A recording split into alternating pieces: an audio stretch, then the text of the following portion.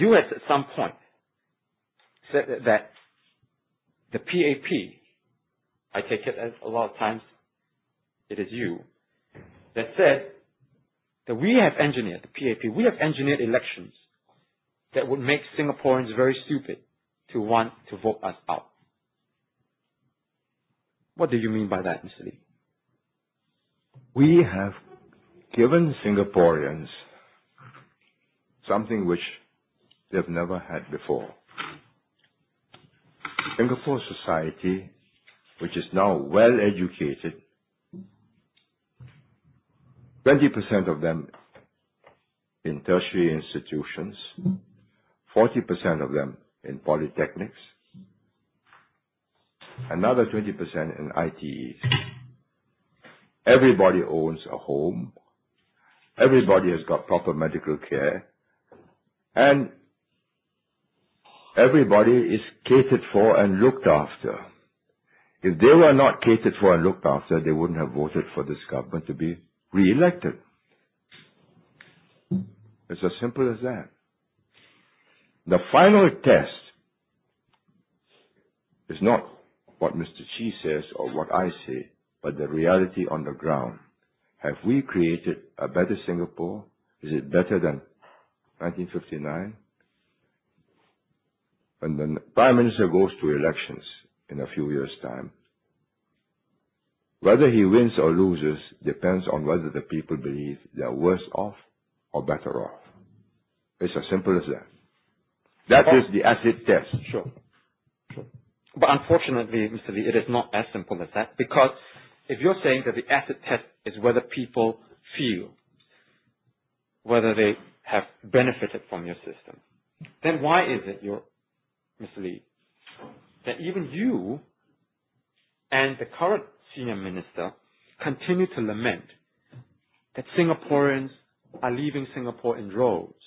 Let me cite you a statistic that I didn't do the study. It was your press that did it. Cited that 50% of young Singaporeans didn't feel that they were patriotic to this country.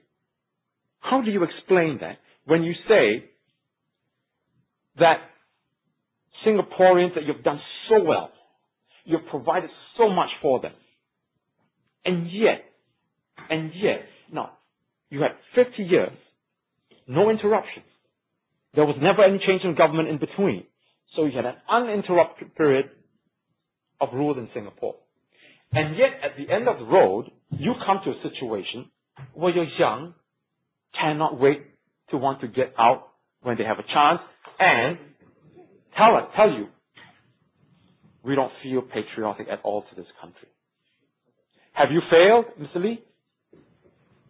I am not aware of this particular survey, how wide it is, and I'm not particularly moved one way or the other. The final test is, are they leaving permanently?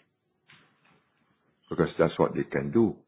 We have educated them to a point where those in the top 20% with tertiary qualifications can go to any English-speaking country and find a job. That is the acid test, and that goes on all the time. Mr. Lee, I'm telling you right now that your worry is that they are leaving permanently. They are not coming back. They are even willing to break their bonds because they don't want to continue living in a society which you have created. They don't want to live in this society which they don't feel a sense of belongingness. They don't want to live in a society whereby they have no say. That come election, everything is railroaded, and they don't have a way that they can pick their leaders. Therefore, I advise you to find some way, get your NGO supporters to discharge you from your bankruptcy, then you will be able to campaign against us. Mr. Lee, how do I campaign against you when at every turn of the way you put a stop to it? One way that I can campaign is through the media. You control it. One way that I can campaign is to get down to the street and talk to voters. You arrest me. One way that I can campaign is through my party's newspaper. You sue us. Tell me, apart from using this word campaign in the most frivolous, the most egregious of manner, how do we campaign when you, sitting in the Astana, make sure that opposition parties can never compete on an equal footing?